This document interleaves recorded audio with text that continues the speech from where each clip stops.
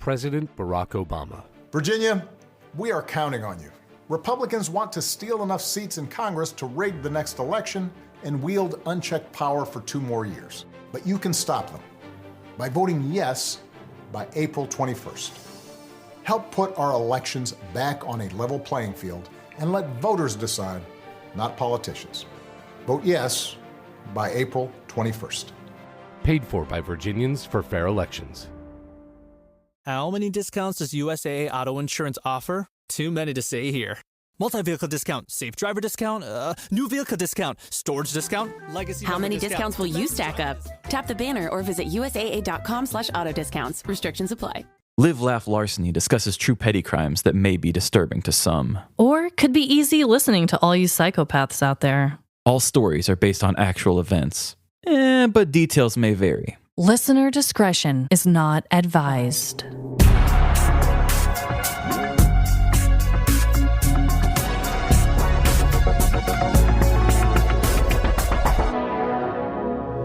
Live, Laugh, Larceny. Welcome to Live, Laugh, Larceny. 2 cuties with cooties and plugs in our booties. This is Trevin. And I'm Amanda? Do I want to admit that I'm part of that intro? I don't know. Wasn't that something we did for Patreon? Cooties, booties. My, oh my. Okay. And you're Amanda, who is shocked. I am a shocked Amanda. Well, welcome everybody. Trevin and I are back in the same room again. We are, instead of being snowed in on a March, which less than a few days later, it was over 90 degrees. You guys, the Midwest is batshit crazy right now. But Trevin, Y'all. what is your dreadful dilemma this week? So I'm sorry to do this to you guys. Uh-oh. A couple weeks ago, we had our dreadful dilemma shared about the weather, like we just mentioned there. Yeah. I'm going to talk about probably the second most annoying thing to hear people talk about, but my God, I really just have to get this off my chest. What is it? I'm going to scream my head off. Kansas City's traffic right now. I didn't know where you were going. Okay, traffic. Traffic. Okay, I get it. I live in Kansas City. We have listeners and friends in LA and who live in, New York and places. I get that. Yeah. But this damn city, we had a bridge that was built to make leaving the city easier. I mean, it took it was over a year for them to work on that bridge. Oh, yeah. Don't quote me on the exact time frame. I didn't do my research on it. They spent forever doing it, and we knew that we couldn't use our main bridge because they were building this great bridge, and there was the big promise of the bridge that was going to make everything easier.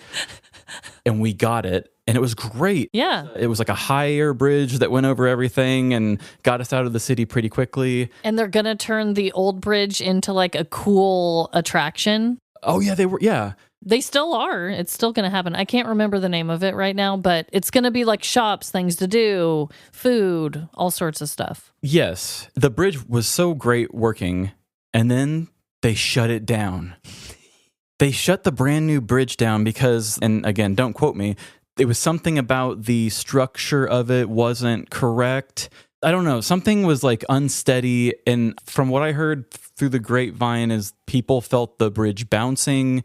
Oh, no shit. I didn't know any of those. That's what I had heard. I don't get out much. They said it was a safety concern, so the brand new bridge is now unusable, which is why our traffic is so bad right now, because that bridge is down. Also, they're doing construction on like one other bridge, and it is insane the amount that one major road being down can just cause all these other streets to get outran. Oh, yeah. The bridge that I used to take to get home from work is one of the bridges that's also closed right now. Yeah. And then I tried to go another way, like took an exit, and I tried to go through Riverside and blah, blah, blah, where I knew. And that street is even shut down. Yes. Everything is shut down. There's so much construction.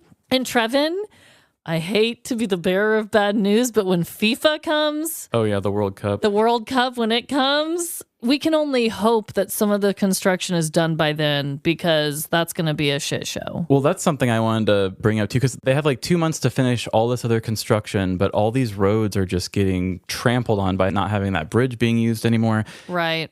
I don't have a whole lot of hope that it's going to be a very functioning city for the World Cup when it gets here. Yeah. It just feels like one of those things where we might be some sort of a laughing headline. Oh, I hope not. Maybe I'll call it now. Like, we might be one of these offbeat news headlines where it's just like, Kansas City shit the bed. The World Cup got here and they couldn't make it to the stadium in time to make it to their own game. That would be bad. I really hope it isn't that. So you heard it here, folks. If it happens, place your bets now. Oh, God. But it's driving me absolutely bonkers. It's been bad. And every time I take a detour, like you just said, I went through a windy, weird street, weird businesses I'd never seen before, residential, came out an exit right in the middle of a long stop from a different construction, like you said. Oh, my God, dude. It's the most wild. disheartening thing. Yikes. I know. It's been pretty bad. And like you said, compared to other cities, I feel like the reason it's hitting us harder is because there's never been this much right where we are, probably. Like on the Kansas side, Wichita, that city, I swear, is like always construction every time. But Kansas City, it's like usually our main highways are a go. But yeah, I feel you. It's been extra bad lately. It makes getting to and from work so difficult and hard to get in the zone. So sorry for your loss. I hope they can fucking figure it out. They won't. And if they do, it'll take like 2 years to get it fixed. Yeah, and then 2 years later, something else is going to be under construction. So Here we are. Well, that is very dreadful. And I think that's something that everyone can relate to, probably, unless you live in like a little village like you and I grew up in, where you just have dirt roads everywhere or gravel roads. Or one of those, what do they call, like 15-minute cities? Have you seen those? No. I think there's one in Arizona somewhere where like everything that you need is in 15 minutes, like walking distance. And the only way to get there is you have to park at a designated place and ride some sort of like a tram to get into it because there's no cars there. Huh. Sounds cute. Yeah, I haven't done enough research, but I saw a special on it and it really had me intrigued. That is intriguing. Wow. Well, I also have a dreadful dilemma. And Trevin and listeners, people listening right now, probably know that I am very into reality television. Oh, yeah. I'm very up to date on pop culture. Oh, I think I know where you're going with this. Something very big's happened, and I didn't realize it was that big of a deal to people until Emily told me it was important. It's a huge deal to people. I know this is embarrassing, but I definitely know probably more about this event that has happened than most actual news stories right now.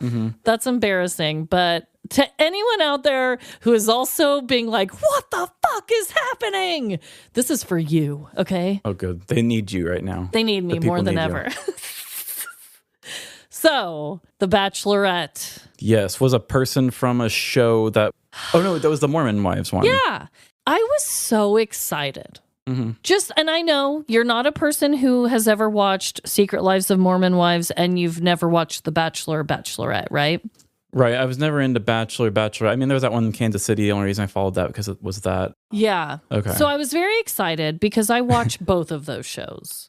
To see somebody who was on Secret Lives, and this is the first time Bachelor Nation, as they are called, it's the first time they've ever picked a lead that was from a different show.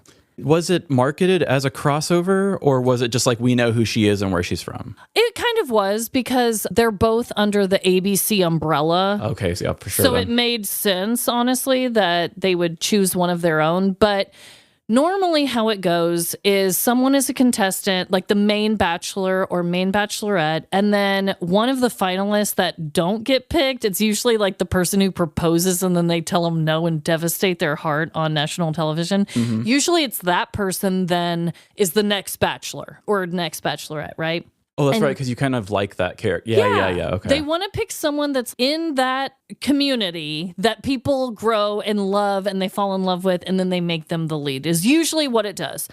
Now, back in the day, they used to just pick random, successful, good people. It was never anyone from another show. Like somebody with a following. Yes. This is an unprecedented situation, and it only gets even more shocking. So back when Secret Lives of Mormon Wives, just to give people a very brief thing here, the very first episode, they shot the pilot of it because they had all these Utah influencer moms, and it's kind of just following their group and their circle and their family and their lives.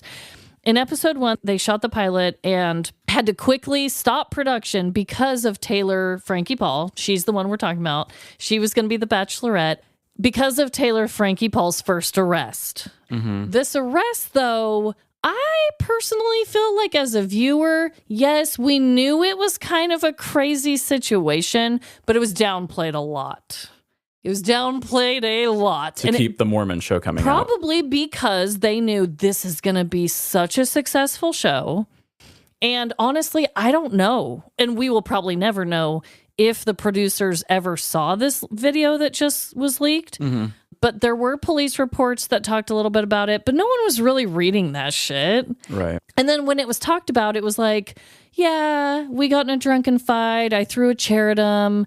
My daughter was in the room and I didn't know, and she could have gotten hit, but she didn't. And we're still together. And then she got pregnant with this baby. And it just seemed like everyone just kind of moved on. Yes. So like almost a year after that arrest is when they shot the rest of season 1. They paused it for a while, I think, just to see, like, can we even do this? But because it was swept under the rug and because they handled it the right way. It's like a football player. No one really knew just how awful, in my opinion. Some people probably did know just how awful it was. Fast forward to now, and they are 5 seasons. Only 4 seasons of The Secret Lives has come out so far, but they've already been shooting. They're on season 5. They let this go under the rug, this toxic relationship between Taylor and her baby daddy, Dakota. They never got married, but it's just been toxic, and we've seen it for season after season. And he's a piece of shit too, guys. I am not just a Taylor hater. I actually loved her. I was rooting for her, if we're going to quote Tyra Banks. I really liked her. It seemed like she kind of got her shit together after the arrest, and I don't know. Everyone was just happy for her, and no one wanted her to be with this guy, though. Right. So anyway, she was going to be the Bachelorette. All was well. Everyone was excited. And then the video that the baby daddy took of the attack of her arrest that happened years ago came out after new domestic violence claims came out. Like a football player. Yep. So new domestic violence complaints came out saying that she like choked her baby daddy recently with his necklace and all this horrible shit. And then the video from 3 years ago came out on TMZ, and it's actually really bad. And it, honestly, trigger warning, like, well, no one wants to see this, right? But it just makes you feel icky. Like, she's definitely like beating the shit out of him. She doesn't throw just one stool. It's 3 metal bar stools. One of them does look like it hits her kid at the end. It's like way more horrible than it was claimed to be. But anyway, they canceled the upcoming season of The Bachelor. And did they cancel The Mormon Wives? They have not canceled, but they have paused production because right now they're in the middle, like I said, of season 5 shooting it, I guess. So they paused that. Now, The Bachelorette, they have filmed all of it. She might be married right now. Well, and then all the spoilers have come out. We kind of know who the guy is now that she picked. And it's just a deep dive. No. And every day, Trevin, new things are coming out. It's like new domestic violence claims on Taylor. Oh, here's the video of her going crazy 3 years ago. Oh, here's who she picked. They broke up. Here's this. She's losing custody of her kids. It's like every day there's a new thing. Like ABC's going to sue. She's going to sue ABC. Every day there's a new update. And it was supposed to air literally this week. It was going to air, and they had to cut it days before it was going to come out. Oh my gosh. And now people are just clamoring for it. Yeah. It's really just a very odd predicament because I loved their show. But now seeing it, I'm like, if anyone really knew how bad it was, it probably shouldn't have included her in the original show. Yeah. But she was the main character and has been the main character of that show since day one. I mean, she's always in the middle of the group shot. They knew she was their main star, but was it worth it, guys? This is insane. Well, and see, the cutthroat world of reality TV is they are guaranteed to at least have 1 to 2 more seasons, because if she goes to jail or whatever and gets completely cut out, the publicity from that will get so many viewers to just follow the fallout. Right. Bachelorette, on the other hand, is completely screwed. Yeah, and now everyone knows who she picked. Everyone knows that they broke up after he proposed. Everyone knows that she clearly was getting in fights with her baby daddy again. Mm-hmm. It got ruined for so many different reasons, but the whole thing's a clusterfuck, and I just wanted to have a new season to watch, God damn it. Oh my God. You know what ABC should do to be totally petty about it? What? They own all the original stuff of it. They should just go back over it, recut the thing, make her look like shit, make it so funny, like wah, wah, like bad sound effects, stupid music, hand it over to somebody to just go ham with it, have a lot of fun, and then air that week after week, get all that money right back, because you'd have hate watchers, and then you would also have, well, I would watch the train wreck. Right. And then you would have people like you. Then you could still put the thing out and, you know, kind of ethically put them down. They're saying, like, it costs $2 million to shoot each episode. Like, that's a fuck ton of money. Like, what are they going to do? Give it to a really annoying YouTuber and just say, have at it. Honestly, my opinion is they should have gone with a different girl from Secret Lives of Mormon Wives, Miranda. Mm-hmm. I know you don't know who that is, but for anyone listening who does, I think they should have gone with her in the first place. But I doubt they're going to want to do any people from that show now, probably. But I don't know what's going to go on. And the whole thing's icky, too. Like I said, I don't like the baby daddy either. Mm-hmm. And he leaked this, allegedly. He says he didn't. But I bet he leaked it and got paid to give it to TMZ. And they're both really toxic. Like, they both like to ruin each other's lives. It's insane. I can't wait till we get so famous that we unlock the TMZ cheat code. Like, here's Amanda in her sweatpants at Price Chopper. Well, I'm just like, how do I tell somebody something that I don't really want to tell them? It's like, God, I can't just float that shit to TMZ right now. It's a cheat code, you know? You can be like, I'm going to tell you without telling you, and then I can just deny it. But dude, it's wild. And it's all over my For You page. Oh my God, you guys. Yes. Wow. I wonder if she holds some sort of like a record, though. Like, she's been in 3 shows, and she stopped production 3 different times for You mean 2? Well, the first season stopped production for a while. Oh. Bachelorette seasons, got canceled, and then now stopping production again. That's a lot of time in your short TV career to stop productions on stuff. No shit. Good luck getting another job in this city. In this city. Just kidding. In this city, you get a better job after you're a criminal. The traffic just sucks. That was a long rant, but I'm like, what the fuck is going on? Well, I do know what's going on. What? It's 2 truths and a lie. Okay, let's do it. It's the Paradise Podcast. I am your host, Ryan Michelle Bethay, with my husband, Sterling. What's up? Join us here on Hulu and Hulu on Disney Plus, where we'll discuss each episode with the cast and crew of Paradise. I'll be getting all the secrets from Dan Fogelman, James Marsden, Shailene Woodley, Julianne Nicholson, and Sterling Kelby-Brown. Woo! Paradise, the official podcast, is now streaming. And stream Paradise on Hulu and Hulu on Disney Plus. You tell yourself, no one wants your college-era band tees. But on Depop, people are searching for exactly what you've got. You once paid a small fortune for them at merch stands. Now, a teenager who calls them vintage will offer that same small fortune back. Sell them easily on Depop. Just snap a few photos, and we'll take care of the rest.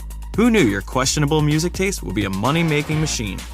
Your style can make you cash. Start selling on Depop, where taste recognizes taste. With Plan B emergency contraception, we're in control of our future. It's backup birth control you take after unprotected sex that helps prevent pregnancy before it starts. It works by temporarily delaying ovulation, and it won't impact your future fertility. Plan B is available in all 50 U.S. states at all major retailers near you, with no ID, prescription, or age requirement needed. Together, we've got this. Follow Plan B on Insta at Plan B One Step to learn more. Use as directed.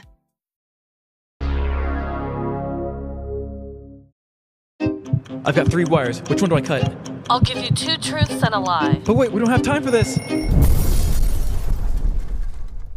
I feel like I need to get this one right. I just haven't won anything in a while, so I'm feeling the urge. Let's go. I don't know how that came to me, but I want to give you 2 truths and a lie about traffic. Oh my God. This guy just can't let it go, can he? I got a bone to pick. So here are your options. Okay. Option 1. The world's first traffic light, installed at Parliament Square in London, still operates today. Option 2. Regions with higher wolf populations see fewer deer-related car crashes, even though the deer population doesn't decrease. Or option 3. The night of his death, Frank Sinatra's ambulance arrived unusually fast because traffic was lighter during the Seinfeld series finale. Oh, those are really random and really tough, honestly. I was really feeling myself while doing it, but it took me a long time to make it feel right. Yeah. Was Frank Sinatra's death when Seinfeld came out? That's the one thing I'm like, I think it's either A or C, so watch it be B. This literally always happens to me. You know what? I'm going to go with C is the lie. You're incorrect. You were so close. It was actually A. It was A. Yes, Damn. It was A. That was my first instinct. I should have gone with that. So the truth on the traffic light one, the original traffic light is from 1868. Oh. In Parliament Square in London. It was gaslit and manually operated. Okay. But sad fact about it, it exploded less than 2 months later, killing a police officer that was operating it. Oh, shit. The modern traffic light system that we know didn't appear until 46 years later, and that started in Cleveland. Huh. Yellow lights didn't join until 1920. What the hell? The very first one, and then they're like, you know what, we're not going to do this for a while. Yeah, they're like, that just killed a man. Let the cars crash. Plus, I mean, they probably did that to try to save putting a guy in the street. Right. They're like, we'll just go back to people waving traffic. Wow. So for the truths, the one that got you, the timing of Frank Sinatra's death did coincide with the broadcast of the Seinfeld series finale in 1998. Okay. Lighter than usual traffic in New York helped the ambulance get there earlier, and they say got him back to the hospital very quickly, because it's actually a very known thing that on the Seinfeld series finale, so many Americans were home watching it. Right. His daughter actually did not make it to the hospital because she was watching the finale too. Oh, damn. That was before DVR, though, wasn't it? Yeah, I don't know if the news made it to her. Probably not. I doubt she was like, oh, dad's dead? Sorry. Yeah, I got to see what happens. There's a quote from it that said that was a big regret of hers, that she was watching the Seinfeld finale. That's sad. But, girl, don't beat yourself up. Yeah, I mean, we all do that. We all have the regrets around those kind of things. And it's like, how are you to know? I mean, unless it was a situation where it's like, no, I'm watching Seinfeld. I'm sure that's probably not the case. And now, if it was like that, then maybe you should feel a little bit of guilt. Yeah, maybe. Then also the other truth. So wolves don't necessarily reduce the deer numbers, but they change their behavior. So what they call it is a landscape of fear. Oh my God. I thought that was a really fun phrase. Basically what they do is they form what they call the landscape of fear, because wolves are usually prowling near the roads. So while deer are constantly on the move, they're like, well, we're just going to stay away from roads altogether. Okay. Another interesting fact that I found is studies show that deer become more vigilant and unpredictable and moving around a lot when there are wolves around. And if you don't, they actually are more comfortable just being like, I'll stay home, I'll do nothing. And if deer stay in one spot for too long, they'll just eat up all the vegetation and kind of screw up the area. So it's actually good that the wolves keep them moving. Okay. Yay! Good for traffic and good for the environment. Wow. Well, go Wolves, go. Thank you so much for everything you do. Yeah. Rawr. Oh, man. Okay, that was unexpected. Gosh dang it. I wish I would have said A, but you know what? I'll somehow make it through that loss. You will live to 2 truths and lie again. So, Trevin, I have 2 truths and a lie. And before I even get into it, I do have to give major props to a new account that I just started following. Mm-hmm. If people at all are interested in like weird history and like royal family stories and things like that. You're a royal watcher? This would be a good account because my sister-in-law got me hooked on it when I was just with her a few weekends back. Oh. We were going down a rabbit hole of TikToks from this lady and she's just so good. The account is History with Amy. Shout out. Shout out, Amy. At least that's her handle on Instagram, but she's also on TikTok. Is she a big account? Yes, she's very popular, and I understand why, because now I'm hooked on her, okay? Mm-hmm. But a lot of this information was something that she talked about on one of her TikToks. I also verified it just to make sure, like, is this really all true? It's kind of shocking, but it is. So here's my 2 truths and a lie. As the last Habsburg king of Spain, Charles II was the product of severe long-term familial inbreeding, causing many abnormalities. After he passed away at age 38, his autopsy in the 1700s revealed which bizarre findings. So the list is 3. Oh, okay. I'm going to give you 3 bizarre findings. You tell me which one was not found in his autopsy, okay? What year was this again? 1700s. Okay. Very long ago. Option 1, a head full of water. Option 2, a heart the size of a grapefruit. Or option 3, a single black testicle. Your eyes. Tony? One Nut Tony, where you at, boy? Oh, man, the head full of water seems so silly to me. I'm stuck between 1 and 2. I'm going to say B's the lie. Oh my God, you little shit. You're right. Oh my God. I wanted the head full of water to be, it just sounds so silly. The head full of water is in fact true, my dude. Sounds like a phrase. Like, what's wrong with you, kid? You got a head full of water or something? Got a head full of water up there? Well, yeah, actually he did. So back off. Okay, well, I mean, no offense. And also grapefruit. How big are grapefruits? I guess I probably should have looked that up before I made that my lie. I mean, grapefruits are like... They're bigger than a normal heart. Okay, well, that is the lie. And it's actually a lot weirder than what my false statement was. So he actually had a heart that was very small. And they said that it was the size of a peppercorn. Oh my God. How old was this guy? 38! How did he live this long? Also, he did have a single black testicle. So that's really sad. And weird and gross. And he had a head full of water. Yep. I also have a few other things. He also had an extremely long tongue, which like prevented him from eating correctly. He had a massive jaw. Like in all of his portraits, like you can just see his huge jaw. Mm-hmm. He had rotten intestines and he had corroded lungs.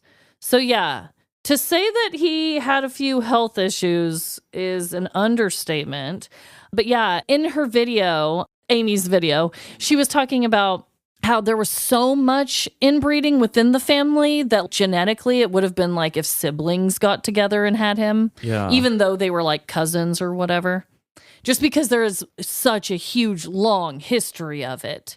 And that's what that created, y'all. So in your research, did they say what his like temperament was like? Actually, I don't know. I would think he would be unpredictable, or maybe. I would say unpredictable, probably not very bright, depressed. Probably not happy, probably miserable and not very sociable. Oh my god. That's just an assumption. He did even try to have his own children, but he was infertile as hell, so he couldn't. Dude, I'm telling you. I don't like that I hear he tried to have his own children. I know. It makes me wonder. And then he blamed the women for being infertile. Yeah, like was love involved here? Probably not. God. So anyways, follow that account. She talks way more about other things that don't have to do with weird inbred kings, but really cool. Like, did you know this about the royal families back then? Like, she is very fascinating and she has a very soothing voice. So, Well, I love supporting women teaching people things. Yeah, hell yeah. Well, you know what I'm not going to teach you guys about? Any more inbred kings? No, these ads. ID Tech is more than just the original and most trusted tech camp for kids ages 7 to 17. ID Tech is where kids find their people. The engineering and creating people. The fire-breathing, shell-spinning BattleBots people. The just as happy building games as they are playing them people. ID Tech offers over 50 epic courses, like Camp Crunch Labs IRL, BattleBots with Take-Home Bots, and more at 75 college campuses across the country. Visit idtech.com and use code IDTech to save $150 on a week that's guaranteed to be the highlight of your kid's summer. And welcome back to Story Time. Welcome. It's my week to go first with stories. I don't know why I chose to do this, but this one's out there. Okay. So it's coming with a big ol' trigger warning. No. Yes. Is it like the foot being chopped off? I mean, you've told some really crazy ones. Is this worse than that? This one's really gross. Oh, no. Like the dead man's toes one? Yeah, it's gross, yeah. Okay. Be prepared, people. You heard it here first. Mine will not be gross, just so you know. This one is very, very recent. It caught my eye. I just have to tell it. It's a story that needs to be told. Okay. And you're certain of that. It has to be told, Trevin. I do believe that in the human experience, I think that this is really something that needs to be told. Okay. But by making jokes like we do and by telling this story, you know, I don't consent to it. Okay. I don't think it's a good thing. I think a lot of the people we cover are bad people. Totally.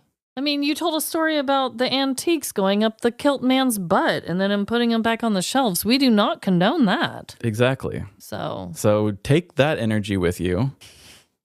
Trigger warning again. And here we go.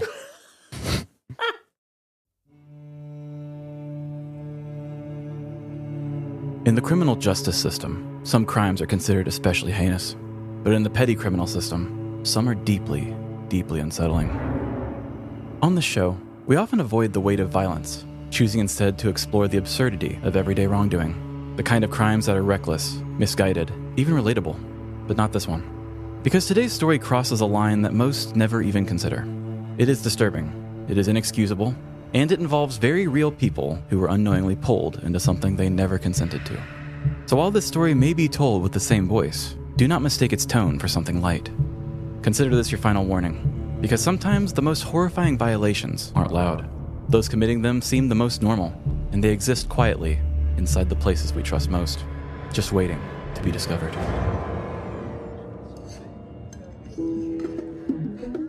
Chief, this pulled pork melts in your mouth like smoked butter. I had a 48-hour shift during a rainy week. Figured I'd slow cook it till we got a call. And? Call never came. I sure did after trying this pork. Long shifts give us a lot of time to perfect small hobbies. I'm proud to say I'm not just a fire chief. I'm also the station's culinary guru. Good to know you've got a backup career if the world ever stops being on fire. Hear, hear. Say, Chris, you're usually first in line for a helping of meat. You not hungry? Not really feeling it tonight. Pepper Ann went to stay with her mother. She wants a trial separation. Oh, man, that's rough. Did she say why? Do women ever give a reason? I'm gonna be somewhere else for a while. Wake me up if someone needs a paramedic. Welcome to Fire Station Number 2 in Pikesville, one of many public safety buildings in Baltimore County, Maryland. Like most firehouses, it functioned less like an office and more like a strange little family. It's my turn with the Xbox next. Firefighters and paramedics lived together during long shifts. They cooked together, cleaned together, waited for calls together.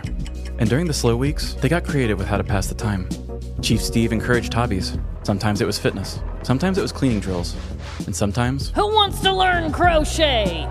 But when the alarm sounded, all hobbies stopped. Move, move, move! In moments like that, Chief Steve led from the front. But leadership didn't just mean running into burning buildings. Sometimes it meant noticing when one of your own was fighting a different kind of fire. Chris wasn't one of Steve's direct reports. As a paramedic, he rode the ambulance while the firefighters handled the flames. Some calls they worked together, many they didn't. But in a firehouse, everyone shared the same space, the same kitchen, the same table. And lately, Chief Steve couldn't shake the feeling that something was wrong with Chris. And as the leader of Station 2, he felt responsible for helping everyone under his roof. After his shift, Chief Steve returned home. His heart still felt heavy for Chris and the relationship troubles weighing on him. From the couch, he looked up at the wedding photos lining his walls. He could relate. Relationships were hard, even when you weren't running into burning buildings for a living. Chief pulled out his phone and Googled his despondent first responder, hoping to find something that might help him understand what Chris was going through. Christopher Carroll's Facebook profile was locked up tighter than wet spandex. Instagram wasn't any better. But after scrolling past a few ads and the usual social media links, he found something else, a public profile on X. And unlike the others, this one wasn't private at all. The chief entered the page. After confirming he was over 18, the pop-up vanished and revealed Chris's first post. Little pee-pee boy makes whoopsie on coworker's keyboard. Little pee-pee boy. Steve slid on his reading glasses and brought the phone closer to his face. It all happened fast. From the moment he pressed play, "Hi, I'm Little Pee-Pee Boy," to the climax. Steve immediately closed the browser and called his priest. During Steve's next shift with Chris, the video was all he could think about. The dim office lighting, the keyboard, the solo performance. It clearly wasn't Steve's thing, but it also wasn't his business. People did strange things on the internet. As long as no laws were broken, Chris's weird side hustle wasn't exactly a fire department problem. As a chief of first responders, you lead everyone equally, even if one of them might secretly be a little pee-pee boy. Steve watched Chris interact normally with the rest of the crew, carrying the deeply uncomfortable knowledge that beneath their noses was a guy who skeets on office supplies. "Guys, I'm caller number 9 on Big Dick Dan's radio show. Quick! Someone get to my computer and Google this trivia question. Chris, I know you're in there. Please, I need these tickets." "I'm not touching it." "I can't right now." Chief Steve watched Chris walk past the office doorway. As he crossed in front of the lamp, the room briefly dimmed. For a split second, Buford's desk sat in the same low lighting Steve had seen in the video, the same cheap office keyboard. Steve shook the thought away. That would be ridiculous. Plenty of offices looked like that. And besides, Chris wouldn't be dumb enough to film something like that here. Still unsettled, Steve gathered his things and retreated to his private office, locking the door behind him. He took a long swig of coffee before diving back into the internet's porta-potty, x.com. Scrolling through the page, he clicked the next video. "Hi, I'm Little Pee-Pee Boy. Looks like my office creamer is getting low." Steve sprayed coffee across his desk, the same coffee he had just poured from the station pot, using the station creamer. Suddenly the office from the video didn't just look familiar, it was confirmed. This wasn't some stage fetish set. He was doing it inside their fire station, the things that people actually use. Steve grabbed the phone and called HR, walking them through everything he had found and directing them toward the X profile. But when they tried to dig deeper, they hit a paywall. Damn it! The rest of his videos are on his Little Pee-Pee Boy OnlyFans. Get IT to hack into his account. "Sir, it's $7. Expense it. As the IT department retrieved a corporate credit card for the most disappointing and interesting operation in company history, Steve pulled up Chris's employee file. Just as he hoped, Pepper Ann was listed as the emergency contact. Whether it crossed the line or not, Steve needed answers, and to warn her about the man she had married. "This is Pepper Ann. I'm 1 in a million." Mrs. Carroll, this is Chief Steve from Firehouse number 2 in Pikesville. I wanted... This is about Chris, isn't it? Yes? How did you know? I found his Little Pee-Pee Boy site. I was down a YouTube rabbit hole. Prank videos toward his roommate. He lives with his family. Every item he used started to look familiar until I saw the one with my mouthwash. That's... I don't understand. Why would someone do this? He seems so normal. I've been asking myself that for a week. Same day I filed a protective order, kicked him out, and filed for divorce. Chief, whatever you think you know, it's just the tip of the iceberg. Steve's attention snapped to his computer. A new message from IT lit up the screen. Subject line, "Don't touch anything." Mrs. Carroll, I'm sorry. I have to go. The email opened. At the top, trigger warning. Below it, a video. In the corner, the Little Pee-Pee Boy logo. Steve hesitated, then clicked play. The video began in first person. A walk down a familiar hallway, a turn into the station kitchen. Closer. The camera and closer to the large communal ice machine. Steve leaned forward. A caption sat beneath the video. "Watch me use my job's ice machine." Steve blinked. No. This had to be another set. A fake. Some kind of... Steve paused. The reality hit faster than his brain could process it. This wasn't a set. This was a station. His kitchen. His ice machine. He slowly picked up his desk phone and dialed. On the screen, the camera shifted. The ice scoop came into frame. Steve stared, unblinking. He used the scoop, wiped it against himself, and set it back in the ice. The ice shifted. 911, what's your emergency? Hello? Is anyone there? Steve opened his mouth. Nothing came out. He was frozen, like everything in that machine. Ugh. On screen, a final gesture. Simple, familiar, universal. A symbol of a job well done. Steve stared at the screen. A perfectly framed, confident thumbs up.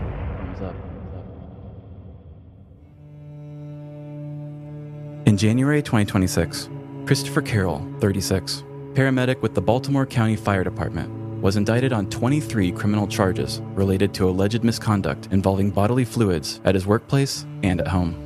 According to prosecutors, Carroll filmed himself contaminating shared items with bodily fluids, including urine. He then uploaded the videos to a subscription-based platform for approximately $7 per month. Authorities allege the incident took place at multiple locations, including the Public Safety Building in Towson and Fire Station No. 2 in Pikesville. Court documents state that Carroll allegedly urinated in a fire station ice machine, used a scoop to mix it throughout the ice, and recorded the act while making a thumbs-up gesture. Additional allegations include contaminating a supervisor's keyboard, communal coffee creamer, orange juice, hand soap, a pot of chili, a can of vegetables, and various personal items belonging to coworkers. Investigators say Carroll's DNA was found on some of the contaminated items, and officials identified at least 18 individuals who regularly used the affected ice machine. The fire department later ordered hazmat cleaning of its headquarters and multiple fire stations. Separate court filings from Carroll's estranged wife allege that she was shown videos depicting him contaminating household items, including mouthwash and objects belonging to their children. Carroll acknowledged creating the videos, but described them in court as, quote, role play and artistic content, denying that he knowingly caused anyone to ingest bodily fluids. Carroll was arrested after turning himself in and was denied bail, with a judge describing the allegations as, quote, shocking and outrageous. He has since been suspended from his position. In a related civil matter, a protective order was granted to Carroll's wife, restricting his access to the family home. Prosecutors have indicated that alleged behavior may date back to at least September of 2024, and the investigation remains ongoing. As of now, no criminal trial outcomes or sentencing decisions have been made public. I hope you didn't take my warning lightly and decide to eat during this one, because when I first heard this story, I didn't for a while. Let's be clear. What Christopher Carroll did is beyond disgusting. It is a complete violation of trust. And with some of his claims already debunked by DNA testing, it's hard not to wonder if this is only the beginning. What unsettles me most isn't just what he did. It's how someone like that can exist so normally, working alongside people, sharing spaces, using the same everyday things we never think twice about. Because the truth is, we trust a lot of things without question. The places we work, the things we consume, the people around us. And sometimes, that trust is misplaced. Now, if you'll excuse me, I'm going to go throw up. Okay. So he's peeing and... Yeah, skeet. Skeeting on everything? And his name wasn't Little Pee-Pee Boy. His name was not Little Pee-Pee Boy. Usually when I do something that I really don't like to do, or where I feel it's like a little on the edge. I mean, I think when people do a lot of edgy comedy, obviously it's out of disrespect. You know, I'm trying to be respectful. Yeah. When I do things that are like on that edge, I will make them a little more ridiculous, you know, kind of like making it one that Tony if somebody's going to get hurt. Yeah. The Little Pee-Pee Boy was about the best I could come up with. Because, I mean, he really did have a subscription service. It reminds me, I've almost kind of thought about, like, we almost have a subgenre in our stories where it's just like the horrors of men, like what men can do if they're just left alone for too long. Truly. Like the crypto dildo story. Right. There was the whole underground thing of all these dudes that was just like, it's Bitcoin, but we're all just kind of terrorizing the WNBA. Yeah. And also making money off of it, which is terrible. Yeah. With this, it's like, not only is this a horror story of finding out that just a normal guy that, can just, treat it in the same way that's like, I have a bad habit of chewing my nails. He's like, oh, I just am a weirdo who does this. That's already a scary, horrific thing to think about. But then to think that there was like a group of people paying him to keep doing it. Right. So people supported him continuing to do it. Right. People are freaks like that. There was a community behind it. I mean, not as big of one, but still. Yeah. I'm just trying to put myself in the shoes of the chief, which I played, and figuring out the things that I've eaten, touched, and used in my workplace. Mm-hmm. I would be mortified. Yeah. I'd be like, what the actual hell? And they said a lot of the people have begun to seek legal counsel towards him. I'm sure a lot of them are going to press charges. I mean, he got the, 21, 23 charges, but it's all so new. He just turned himself in last month. It was so Twilight Zone. It was so Black Mirror. I understand that we're a comedy show, but I'm not afraid to talk about serious human stuff. Yeah. And like, this is real life horror right here. Nobody gets killed, but I think this is frightening shit. And like, it is kind of a, like, what you don't know won't hurt you kind of a thing. And it's like, I guess that's true, but I don't like to know what I don't know. Holy shit. So it shocked me. And the fact that his position is a paramedic to help people and he's doing the sketchy shit on the side. Yeah. Are you kidding me? You don't cherish a life that much. No. Or people. About the body fluids. They didn't go into super big detail about which was which. I know for sure he came on the keyboard. Oh my God. He pissed in the ice. Oh my God. And I believe it was skeet in the mouthwash. Oh my God. Past that, the stuff that was ingested, like the chili pot and everything else like that, they didn't say. It was interesting that the article said contaminated with bodily fluids, including urine. It's like, I would be like, including the other things. Yeah. Thank you very much. Exactly. That is so foul. Yeah. Like, even though this is like you said, he didn't murder anyone. Mm-hmm. He wasn't like doing other really heinous, like violent, crazy acts to these people. That is a nightmare still. Yeah. I know we do a lot of poop stories and things like this, and where it's like, come on. And so it's just like another different type of bodily fluid, but it just feels so personal. And I know you did the story about the guy who peed on the cereal. The cereal, yeah. Mm-hmm. This is like, I'm sorry, but kind of how you explained, like the firehouse. And I don't know a ton about that culture, but from what I know, it's a very intimate, very personal place to be because you're with these people a lot. Mm-hmm. You're doing really scary shit with these people a lot. Yes. And you have to have trust with your team. And what the fuck? Yeah, so the cereal one, I talked about this in certain stories before, the quote about like, it's so easy for people to kill with a gun because, you just pull a trigger or, push a button for a bomb. You don't have to actually see what you do. Yeah. I kind of think about that in the same way. The guy with the cereal pissed on the cornflakes and just sent it away on a conveyor belt. Right. He didn't know if it went to 1 box or 1,000. He doesn't know, doesn't care. He never saw the victims. It could have been himself. He would never know. Totally.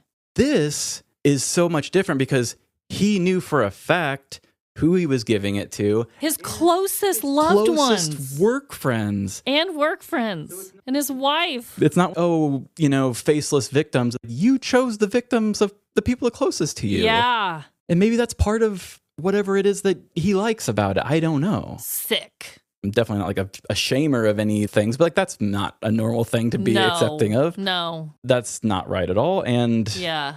It kind of blew my mind, and I thought, like, I have to find a way to do this. And normally, like, the guy cutting off his own foot, like, it's like, I think I can cross these lines because the story has to be heard, because that's just shocking. Who else is going to tell that, Right. But it's frightening, the human experience. And we've talked about the Hitler thing, and, like, people who do evil or bad things aren't outwardly 100% evil or bad people. Like, he's not a guy who's just walking around doing this weird stuff all the time. You're like, oh, he's the guy who do it.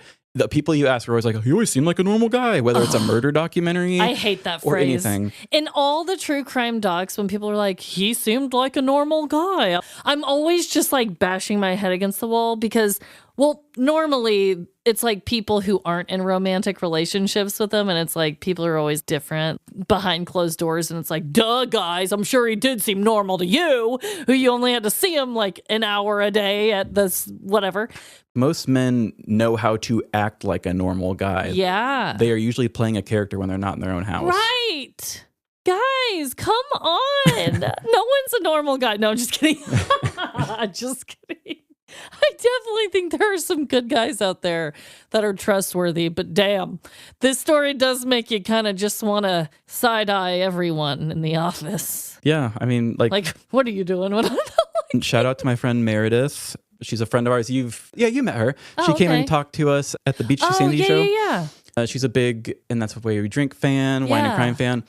She is a paramedic, and I believe she also does firehouse stuff. Sent her the article, and I said, now, this is my understanding of the culture. Is this true? Yeah. Because she sends me stuff all the time, because she works like 3 days straight shifts, and then she'll have like 4 days off. Right. A lot of times, it's like they're all bored waiting for a call or whatever. When they're done with their chores, they're just like making giant meals together because they have to be in the same place. Right. So they have fun little side hobbies and work out and whatnot, but they always are like, oh, this guy is working on this great recipe. So I kind of took that idea because I've always known that from people too. When I've visited firehouses, like, oh, they have a big barbecue grill out and they're just like cooking for each other and they're waiting. It's a community. That's a very trusted, tight-knit place. That is so fucked up. Like, I would understand that at an office before a fire station. I know. That's what I'm saying. Like, you're saving lives with these people and you're in love with your wife. So you claim. Yeah, his roommate in the video titles. It did say like pranking his roommate by, skeeting in their mouthwash or whatever. I can't take it. The betrayal. The nasty, petty betrayal. And he had his daddy bring him to turn himself in. Usually these weirdos, just like the Bitcoin one, had a parent bring him in. Had your little daddy bring you in, you little pee-pee boy? No, he didn't like skeeting in everybody's stuff. Oh, didn't want to be seen as the weirdo. Shouldn't have been the weirdo.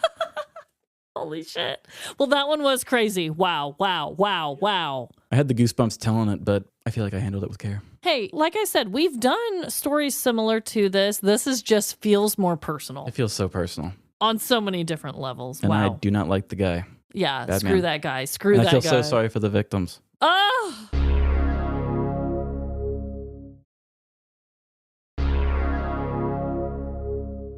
Well, I also have a story to tell.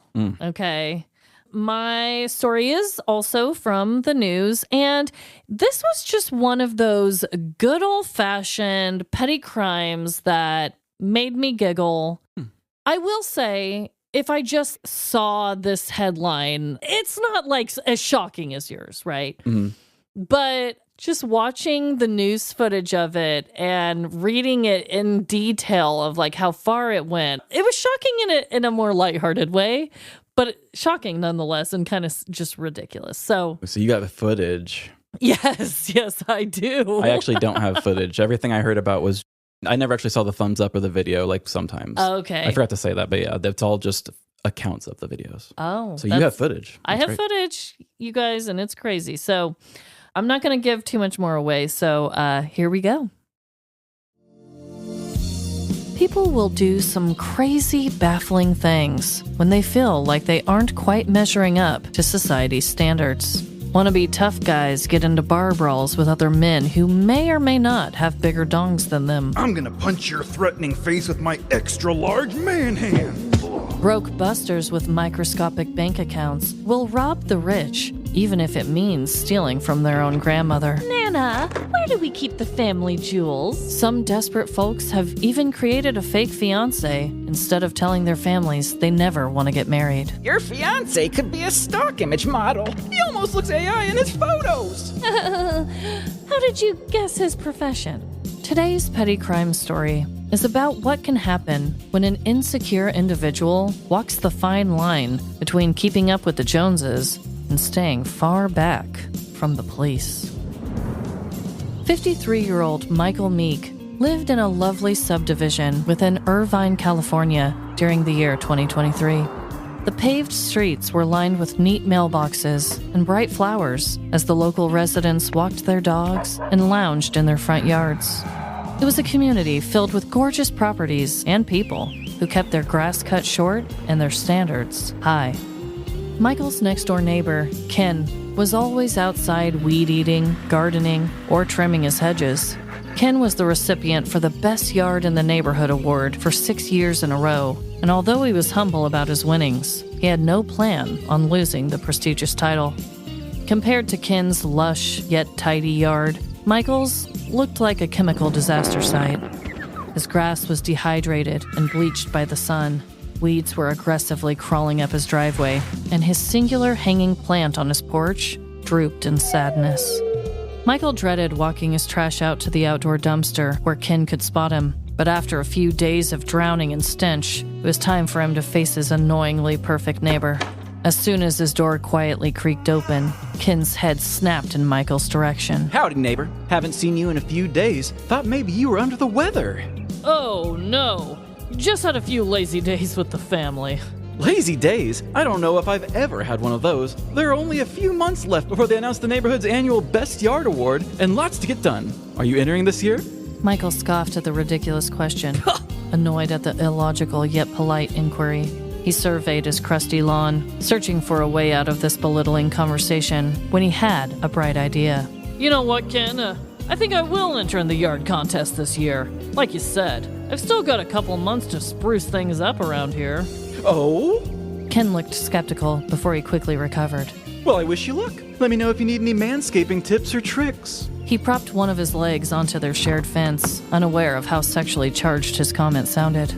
Michael gave a brief wave as he dropped his trash bag in the dumpster and walked back inside his house.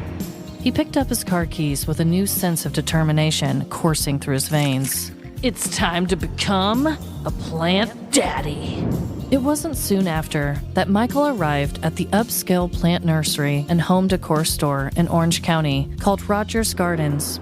They had everything from shrubs to succulents and fruit trees to sunflower seeds. And that wasn't all. There were fountain fixtures, benches, hummingbird feeders, and limitless possibilities to transform his lackluster yard into a botanical haven. That is, until Michael looked at the price tags. Holy ghost pepper plant! It was clear in that moment that Michael's wallet couldn't compete with his vision, which in turn prevented his consciousness from competing with his competitiveness. He knew that the only way he could win the Best Yard Award was to take matters into his own sticky fingers. He would return to the nursery at nightfall when absolutely no one was watching. Later that night, Michael snuck into the outdoor area of Rogers Gardens, wearing the perfect thief attire: Birkenstocks, shorts, and a jacket with the hood pulled up, shielding most of his guilty face. He started off small, only grabbing a handful of exotic plants and outdoor decor. Yet, once he hauled his stolen goods into the back of his truck, he realized he had more room. He went back and snagged a cute outdoor bench before racing back home. He spent the entire night setting things up in his front yard underneath the stars until the sun started to rise. With the added lighting, Michael quickly came to the reality that he was going to need much more to defeat his nemesis, Ken. From that night on, he was determined to fill every empty space of his property with something stunning. Michael made multiple trips to Rogers Gardens in the dead of night, snagging wind chimes, lifting tall potted plants, and struggling to haul off a massive fountain. And each morning when he went to check his mail, he could sense Ken's jealousy seething across their property lines. Whoa there, neighbor! I see you've got another new tree! However, Michael was unaware that back at Rogers Gardens, not everything was coming up roses. Back at the high-end plant nursery, the employees had noticed the large quantity of missing items. Ironically enough, leading the hunt for the perpetrator who had stolen from them was another man named Michael. Michael Sullivan was the operations manager for Rogers Gardens and took his job with the utmost seriousness. He installed many security cameras around the shop and even created a shoplifting wall of shame with photos of the past thieves to prevent others. Although they had preventions in place, the security cameras had been unable to capture the license plate of this latest plant pirate due to the low light conditions. Damn it! Mr. Sullivan and his team were losing sleep over the excessive theft as they took turns keeping watch at night. Yet, instead of catching the criminal in action, it only caused the employees to become sluggish and incompetent on the job. Cashiers began falling asleep at their stations, and flower arrangements were mixed up during transportation. Excuse me, my friend sent me lilies to honor my deceased hamster, and instead I was sent a dozen roses with a note saying, "Can't wait to taste you tonight?" Finally, in a moment of brilliant madness, the owner decided to take matters into his own hands once and for all.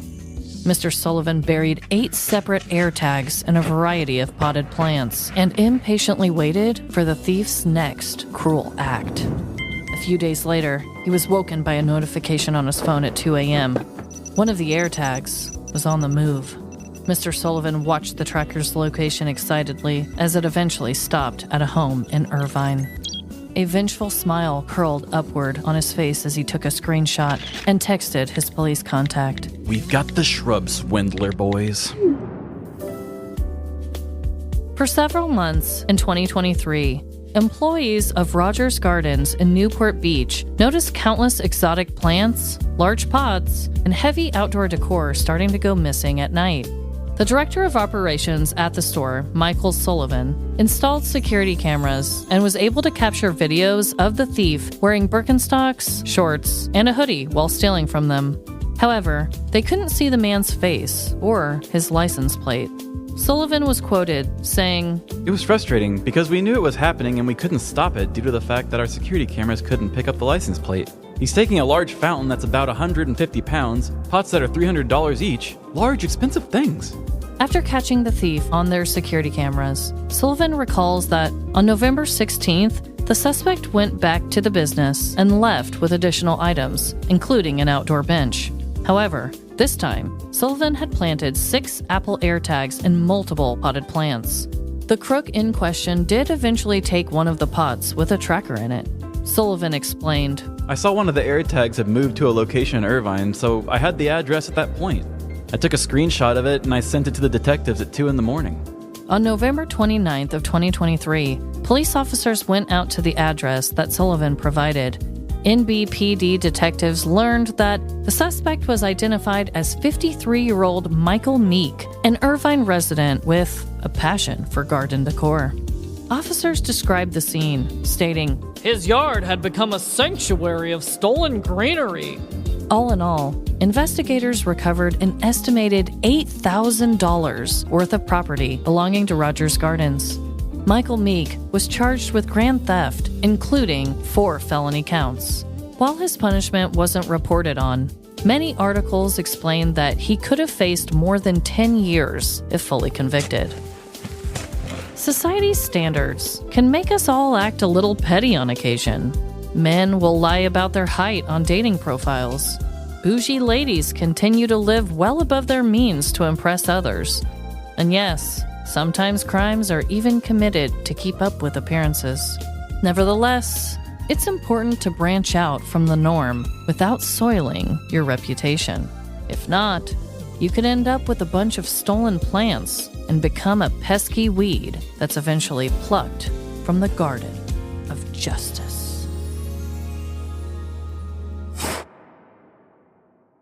What a weedy fuck. So clearly, Ken, I just created him because I was like, what is the motivation? Like, why now?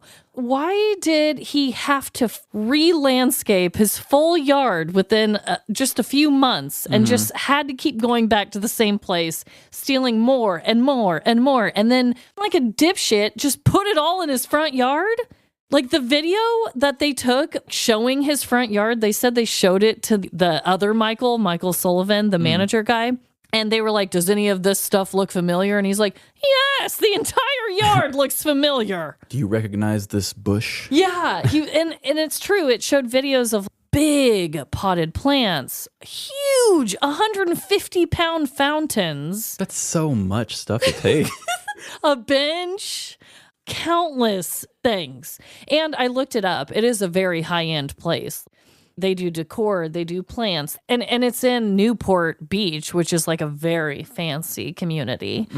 And Irvine, I mean, it's not that far from there, but from the pictures I saw of this guy's house, it looked like a nice suburban neighborhood. And it looked like the type of neighborhood that I used to live by where they would have like best lawn of the neighborhood awards. Nice sidewalks. That's just the vibe that it looked like to me. So I was like, maybe he just wanted to keep up with appearances and he just wanted his yard to look better than everybody's. And that's the only thing I could think of. Yeah, why would you just keep going back to it? That's so much. Yeah, and within, like I said, it wasn't like he spaced it out. It was like back to back. He went at least 4 times that they caught on film, too. I don't think I said that. But who knows if he somehow took more and it wasn't on camera. Also, how brilliant is it? The guy who caught him put those air tags in the plane. That was a cool movie. It made me think a lot of those videos that you see of the people who either they booby trap packages from porch pirates or they put the air tag for the porch pirate. It made me think of that, but planting an air tag? Right. Wow. Put them in the soil. I would never even think about it. Never in a million years. But I mean, I guess if you keep getting stolen from the same idiot in sandals, maybe you're going to be like, I will go to extreme lengths to prevent this. And like they said, $8,000 worth. Yeah, it's not just a small amount of plants. It's not just like a tiny little flower. He took massive exotic plants and just decorated his entire front yard. So stupid. Yeah. And he's in his 50s. Come on, you should know better. I've been thinking a lot about that first live show we did back in. Were we Seriously Sinister then, or we might have been Live Laugh Larceny? No, we were Live Laugh Larceny. Yeah. Okay, we might. Yeah, pretty new into it, probably. Yeah. The original logo. I've been thinking about that show a lot and how he did The Anatomy of a Petty Criminal, and it was such a big-brained idea. But I think it was just because I knew that it was a more serious conference, so I wanted to do like a fake TED Talk that just makes fun of kind of that, which is probably not the smartest play. Honestly, we were still figuring it out. In which it fits the deadpan side of what we do, but it didn't translate well, especially with us not having the confidence to do it. I'm so glad and so much more excited for the live show we have coming up that we're like thinking fun forward because our guest experiences made us better. Yeah. But what was his anatomy? Oh, but it does kind of bring me back to one thing that I think kind of makes it such a human forward podcast is we try to understand these people so much. And it's the first petty criminal I can think of in a while where I'm just like, those are always the ones that make me question it the most when you had time to think about it. Like if I was going to break the law and do something illegal, I would try to think it through very much and like, don't be too suspicious. Don't be this, don't be that. When somebody does that without even giving a little bit of time for the heat to cool down, you know? No, yeah. You just wonder what goes through people's head. Like, do they have such a lack of self-awareness that they just don't see the time lapse there? Right. I don't know. I wonder about that. I wonder too. I think you're right. I think the reason even people watch like true crime shows is they want the why. Why? Mm-hmm. Why would they do this? And honestly, it's like the question that most of the time never gets answered because how would you know? And so it's kind of fun how we fill in that why for ourselves here on our show, even though the crimes aren't as crazy, but still. It's like you said, that's like people like true crime because of that. And it's like, you don't have to have murder to still ask that question because... Right. Why? I know why people get mad and lash out. I don't understand why people piss in the ice machine of their coworkers. Exactly. That's the one-of-a-kind story I want to hear. Right. Right. I mean, I guess in that same breath... These both were kind of stories that we didn't understand why. Yours is obviously much more extreme. I was thinking the connection, mine doesn't say it as explicitly, but yours right off the bat talks about like being like the socially acceptable thing to do in society. Mm-hmm. And mine has to do with a guy who, I mean, he's living in society. Nobody questions him, but he's doing the most like unsocially acceptable things, right? You know, to his society, his like closest knit ones. The second you started your thing, you were like, "Oh, people do socially unacceptable things," or like, "Well, that feels very." That's true.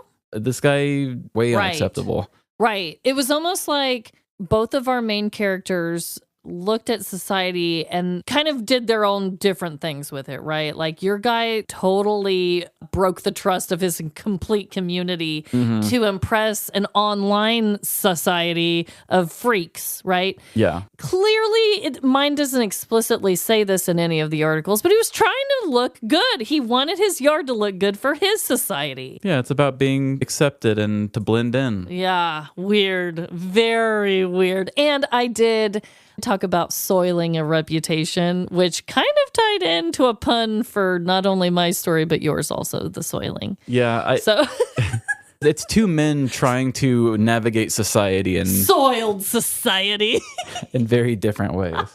Soiled society. Oh my God. Sounds like an early 2000s rock band. It does. I love it. Edgy. Well, what a week. I just hope that everyone made it through this entire episode and loved it. I hope you did. And I hope that everyone's just having the best week. And remember, no matter the crime, big or small, in the end, we're all doomed. Doomed to bring our own creamer. Bye. See ya. If you're disappointed that The Bachelorette isn't going to be airing like I am, just come on over to Patreon for ad-free episodes and bonus content. And I know we don't got good bridges in Kansas City, but I'd like to build a bridge to you and make you our friend. Find us on social media and talk to us. Facebook, Instagram, TikTok, or Threads, Live, Laugh, Larceny. What's the weirdest workplace story you have? If it's a petty crime, we want to hear it. Send us an email to livelaughlarceny@gmail.com. And give our show the same rating I would give Michael's Dream Yard. Give our show 5 stars wherever you rate podcasts, Apple, Spotify, or Good Pods.